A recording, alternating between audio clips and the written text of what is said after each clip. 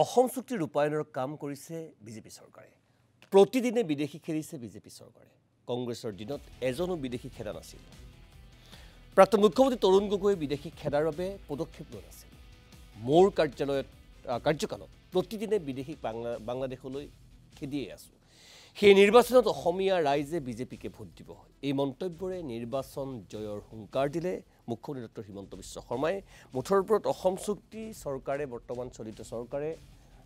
কাৰ্যকৰীকৰণৰ ক্ষেত্ৰত 100% উজাৰি দিছে বুলি পৰোক্ষ মন্তব্য প্ৰকাশ কৰিছে হয় কিছু কাম নোহোৱা নহয় কিন্তু মূল যিখিনি কথা ক্লজ 6 এই ক্ষেত্ৰত কি ধৰণৰ পদক্ষেপ হ'ব সেয়াও কিন্তু কিছু দুখৰ হৈ আছে এই মুহূৰ্তলৈকে মুখ্যমন্ত্ৰী কি ক'লে শুনোৱা হওক অসম চুক্তিটো আমি নিৰন্তৰ আলোচনা কৰি আছো ডেইলি যে ৰাতিপুৱা বিদেশীবিলাক খেদো এটোতো অসম চুক্তিয়ে নহয় জানো ডেইলি ৰাতিপুৱা যে বিদেশীক আমি উলিয়াই পঠাও এটোতো অসম চুক্তিৰ ৰূপায়ণ যে সীমান্তদি কোনো বিদেশী সোমাব নোৱাৰে এটোতো অসম চুক্তিৰ স্লোগান নহয় জানো বা অসম চুক্তিৰ দফা নহয় জানো আগতেতো তৰুণ গগৈ চৰকাৰ দিনত কেতিয়াবা শুনিছিল নেকি অসমৰ পৰা বিদেশী বহিষ্কাৰ কৰা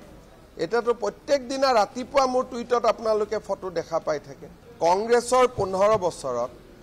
এজন বিদেশী খেদাৰ উদাহৰণ আছে যে এজনক সীমা পাৰ কৰাই দিলো মইতো ডেইলি ফটো সহিতে নাম দি থাকো যে কেইজনক আমি উলিয়াই পঠালো আজি 15 বছৰটো অসমীয়া মানুহে ভাবিবই পৰা নাছিল যে বিদেশী অসমত সোমোৱাৰ পিছত খেদিব পাৰি ম্যাক্সিমাম জেলত থৈ দিয়ে পিছত জামিন লৈ ভাৰতীয় হৈ যায় আমিতো পুৰা সীমান্ত পাৰ কৰাই পঠিয়াই আছো না একাৰণে